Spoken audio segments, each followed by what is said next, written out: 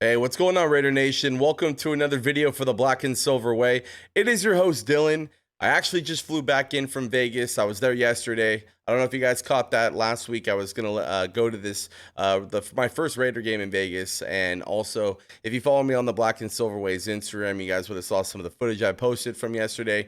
Either way, uh, 30-6, we end up getting the W under Antonio Pierce, Champ Kelly, interim head coach, interim GM. 4-day notice, and I had some high expectations for this week. Giants, not a good team. We should be able to make a statement with our roster and the energy and the good vibes at Antonio Pierce press conference and any kind of thing that he was doing, anything like related to the media this week. He was getting me fired up. I really, really enjoy his vibes so far.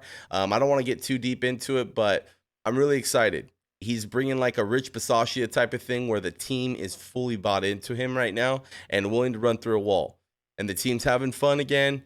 Obviously, from all the media coverage and leaks that have been happening, long story short, when everybody was putting everything out on the table with that open meeting with Josh McDaniels a few weeks ago, they went in on him really hard. So hard that he actually sat back, and when he was supposed to respond and get up to some of these accusations and some of these complaints, he didn't even have the balls to do it. He actually had Antonio Pierce step up and kind of speak for him of how he was feeling. But he completely shut down on the team, and I think it was just too much for him to handle. And I think he knew that his grave was dug. And I even heard Antonio Pierce and him got into it because Antonio Pierce started talking about his Super Bowl win against the Patriots. Josh McDaniels kind of didn't like that and like pulled him aside. The team found out that he didn't even like take into consideration Antonio Pierce's great, story and morale booster for the team.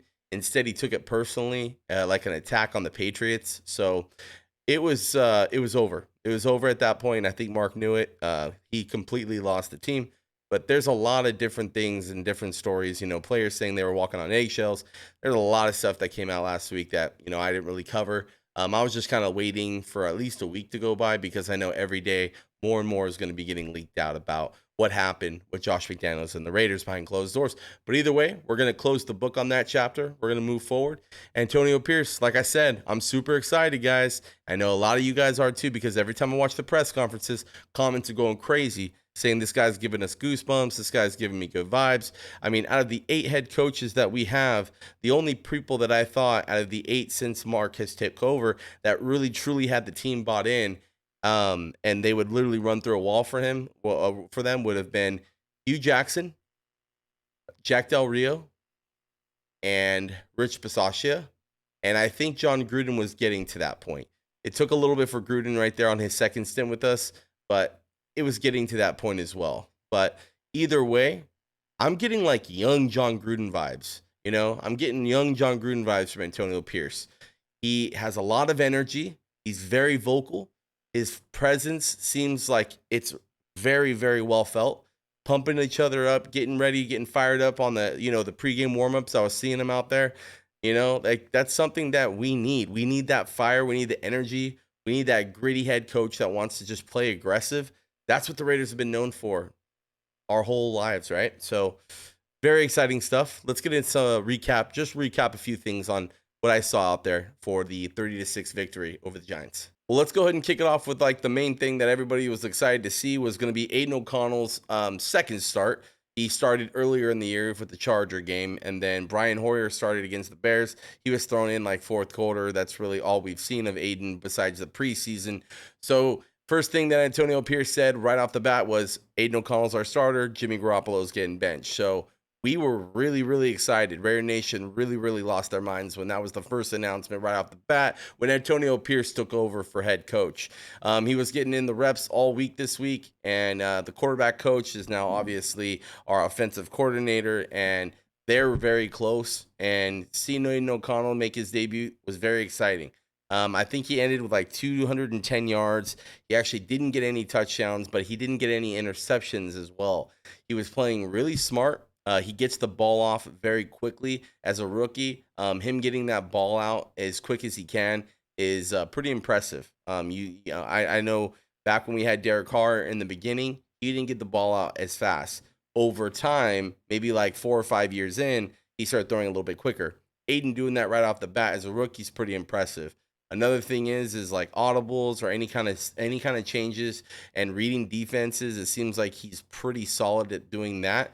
I was watching him live and I was hearing him make a lot of different changes, a lot of different calls on the fly, even a hurry up offense. It was impressive. He played smart.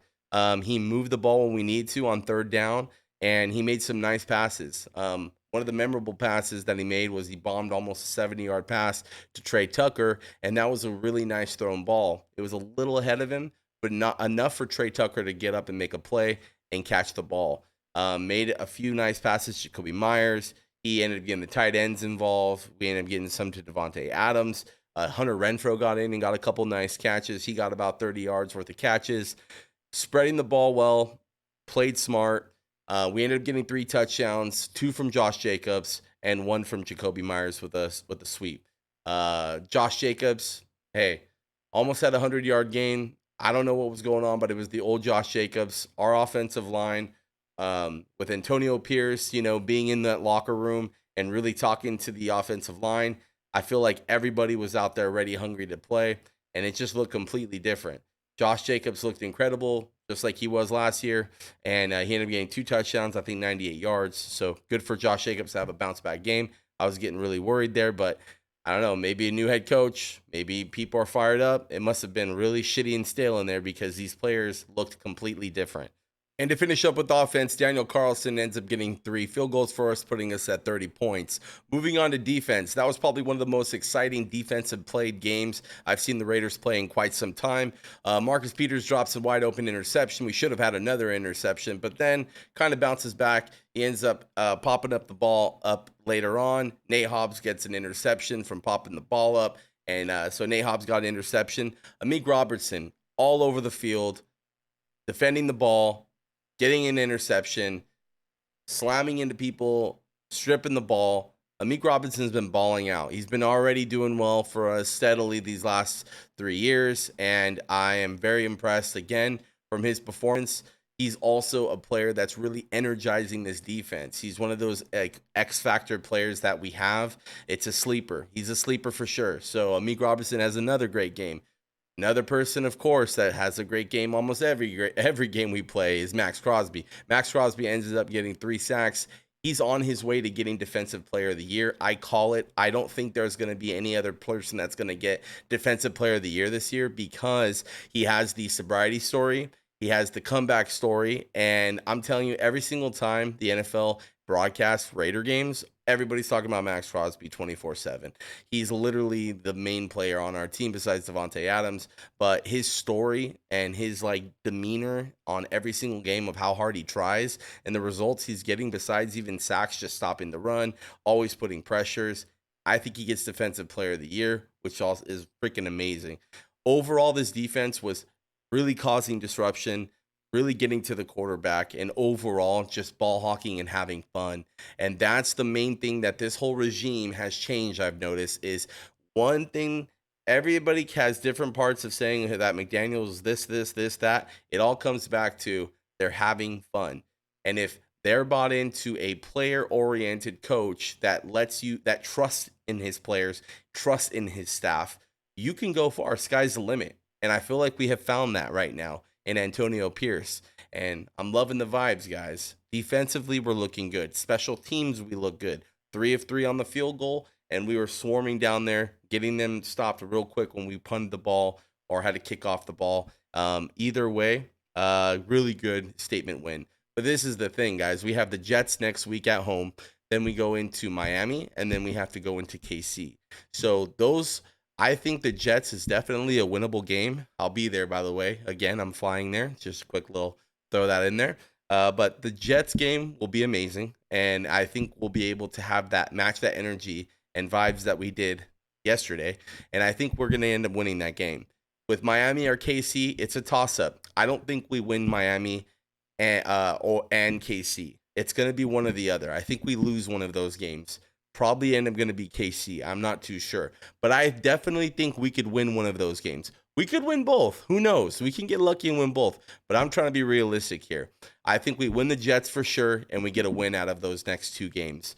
They're not tanking. And Antonio Pierce has something to prove. He wants to stay our head coach. Champ Kelly wants to stay the head, be the GM of this team. They're going to be going hard. Aiden O'Connell, everybody's bought in right now. We can have a really strong push, guys, to finish the last part of this year. And I'm here for it. I'm ready to win. I don't want to tank for a quarterback. That's just me. So I'll see you guys on the next video. Make sure to like, comment, and subscribe on the video. If you guys want to follow me on Instagram, it is just like the channel's name, The Black and Silver Way. Go ahead and give me a follow on there. I post content there every other day. And especially if I go out to the Raider games, that's where I'm posting most of the footage right there, on my story and stuff. So either way, guys, excited. I'm glad we have this coaching change and front office change. And I'm pumped up. I'm going to be making a video about my experience of the game yesterday because that was my first game for Vegas. I'll do that on a separate video next. But yeah, thanks, guys, for tuning in. I'll see you in the next one.